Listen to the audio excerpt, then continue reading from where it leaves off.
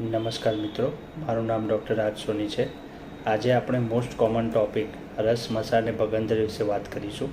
આ ત્રણેય રોગ એ મળદ્વાર અને મોટા આંતરડાના સૌથી નીચેના ભાગમાં થતા રોગ છે, જેમાં દરેક વ્યક્તિને મૂંઝવણ હોય છે કે આ ત્રણેય વચ્ચે તફાવત શું છે। સૌથી પહેલાં આપણે હરસ વિશે વાત કરીએ। મળદ્વારની ચામડી એ ખૂબ નાજુક હોય છે અને લાંબા ગાળાની કબજિયાતને લીધે જ્યારે જાડો કરક આવે ત્યારે તેના કારણે સ્કિનમાં કટ પડી જાય છે, જેમાં રૂઝ આવતા વાર લાગે છે અને જ્યારે પણ પેટ સાફ થાય ત્યારે તે કટમાં દુખાવો થાય છે અને અમુકવાર બ્લડ પણ નીકળી શકે છે।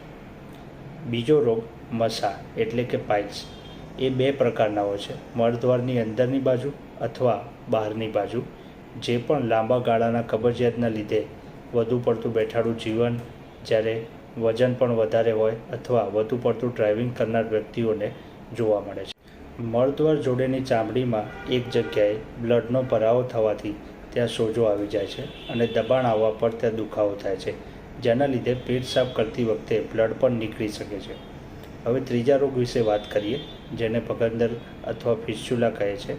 તે પણ મળદ્વાર પાસે વધુ માત્રામાં જોવા મળે છે, જેમાં મળદ્વારની આસપાસની ચામડીમાં કોઈ ઇન્ફેક્શનને કારણે ત્યાં પસનો ભરાવો થાય છે અને જે લાંબા ગાળા સુધી સુકાય નહીં તો તે ઇન્ફેક્શન અંદરની તરફ પ્રસરે છે અને ચામડીને ખરાબ કરી તે પોતાનો માર્ગ અંદરના અંગો તરફ બનાવે છે, જેના કારણે તેમાં સતત દુખાવો ચાલુ રહે છે અને જ્યાં સુધી તે ઇન્ફેક્શન નીકળે નહીં ત્યાં સુધી તે દુખાવો રહે છે। મુખ્યત્વે તે બેક્ટેરિયલ ઇન્ફેક્શનથી થાય છે, જેમાં બ્લડ ઓછી માત્રામાં અને પસ વધુ હોય છે।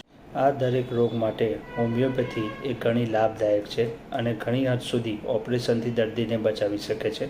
તો આ પ્રકારના રોગની સારવાર માટે હમણાં જ એપોઇન્ટમેન્ટ બુક કરો, વિડીયોને સેવ કરો અને આજના વિડીયોમાં આટલું જ। નમસ્કાર।